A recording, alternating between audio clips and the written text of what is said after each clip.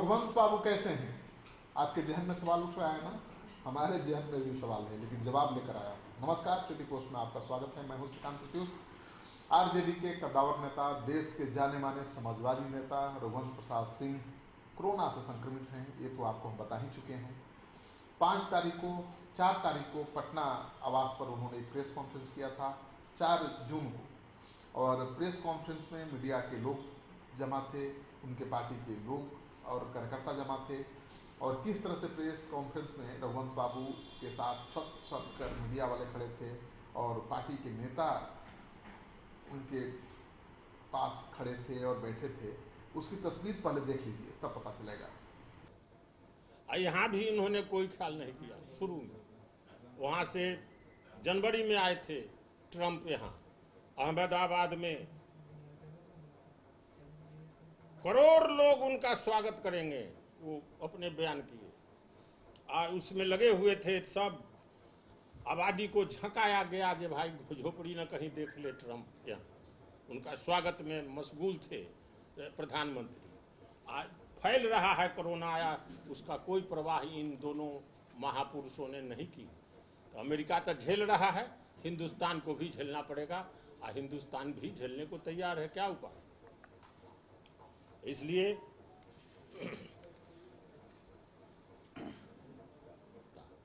ये चालाकी से देश को बरगलाने का काम 20 लाख करोड़ दिया, इसलिए 20 लाख करोड़ से कोई इसका समाधान नहीं होने वाला है, भूखमरी होनी है।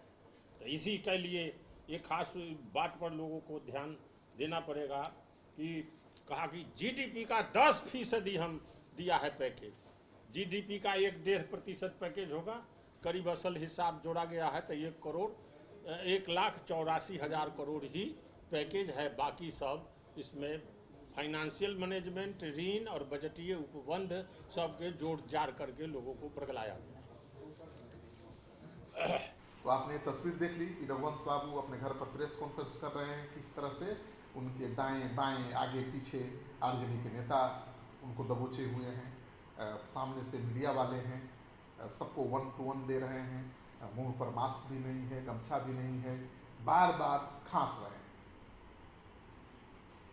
तो बार बार खांसने का मतलब है कि कहीं ना कहीं आपको संक्रमण है। हालांकि कोरोना है, ये कहा नहीं जा सकता, लेकिन अब तो कोरोना पॉजिटिव निकल गए हैं, तो माना जा सकता है कि शुरुआत हो चुकी थी इसी प्रेस कॉन्फ्रेंस से।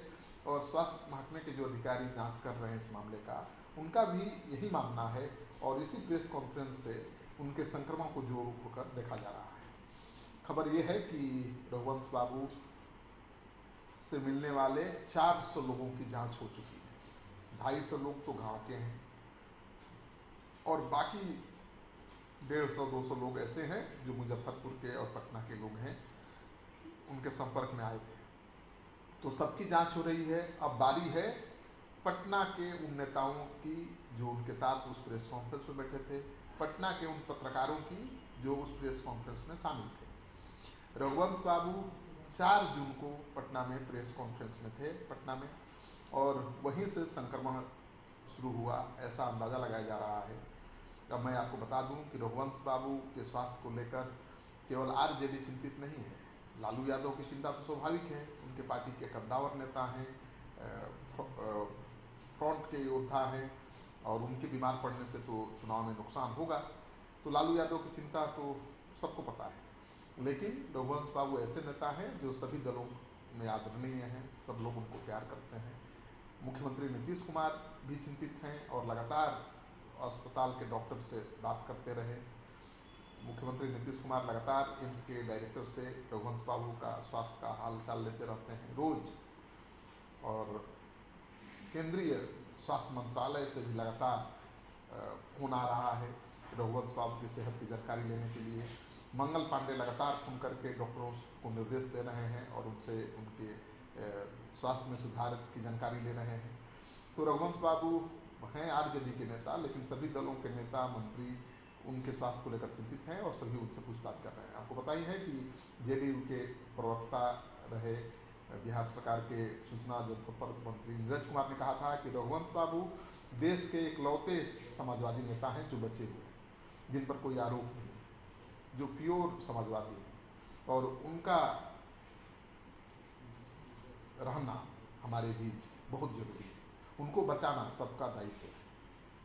तो अब आपके जहन में सवाल उठ रहा है कि रघुवंश बाबू है कैसे भाई, क्योंकि जब वो भर्ती हुए थे काफ़ी गंभीर हालत में थे, फेफड़े में इन्फेक्शन था, कफ बहुत ज़्यादा जम चुका था, सांस लेने में बहुत तकलीफ थी, ऑक्सीजन पर उनको रखा गया था, लेकिन अब ऑक्सीजन हट गया है। ज़्यादा दिन ऑक्सीजन पर रहने का मतलब कि वेंटिलेटर पर जाना है। वेंटिलेटर पर जाने का मतलब ही है कि मरीज की स्थिति बहुत गंभीर है। वेंटिलेटर पर जो भी मरीज जाते हैं उनके बचने की संभावना बहुत कम रहती है। तो आपके लिए अच्छी खबर यह है कि रघुवंश बाबू, आपके प्यारे रघुवंश बाबू स्वस्थ हो रहे हैं। अब सांस लेने में तकलीफ ज़्यादा नहीं हो रही है, उनके स्वास्थ्य में सुधार हो रहा है, ऑक्सीजन हटा लिया गया है और कोरोना टेस्ट पॉजिटिव आया है तो उसका इलाज भी हो रहा है। रघुवंश बाबू दुखी भी थे, आपको पता ही है कि आरजेडी में हैं, लेकिन आरजेडी के बर्ताव से वो दुखी हैं। उनको उम्मीद थी कि राज्यसभा जाएंगे, लोकसभा चुनाव तो हार गए थे, लेकिन पार्टी के बड़े नेता थे, पार्टी में कह सकते हैं कि इकलौते ऐसा नेता थे जो राज्यसभा के सीट के दावेदार थे, स्वाभाविक रूप से दावेदार थे, और माना जा रहा था कि रघुवंश बाबू जरूर राज्यसभा जाएंगे। लेकिन आरजेडी ने उनकी जगह पर कैसे लोगों को भेज दिया आपको भी पता है, बताने की जरूरत नहीं है। रघुवंश बाबू दुखी तो थे कि उनको राज्यसभा नहीं भेजा गया। अभी एमएलसी का चुनाव चल रहा है, लेकिन एमएलसी के चुनाव को लेकर भी उनसे कोई सलाह मशविरा नहीं की जा रही। तो रघुवंश बाबू दुखी थे और दफ्तर जाने से भी परहेज करने लगे थे, दफ्तर भी नहीं जा रहे थे, प्रेस कॉन्फ्रेंस भी अपने घर पर कर रहे थे। लालू यादव के समझाने के बाद उन्होंने मोर्चा तो संभाल लिया था पार्टी का, लेकिन पार्टी दफ्तर में जाने को तैयार नहीं थे, जहां पर प्रदेश अध्यक्ष जगदानंद सिंह बैठते हैं। जगदानंद सिंह के खिलाफ वो पहले भी बोल चुके हैं और उन पर डिक्टेटर होने का आरोप लगा चुके हैं। उनका आरोप था कि जिस तरह से वो पार्टी को चला रहे हैं, पार्टी आगे नहीं बढ़ पाएगी, पार्टी कार्यकर्ताओं के साथ तानाशाही रवैया ठीक नहीं। तो कई गंभीर आरोप लगाए थे जगदानंद सिंह पर।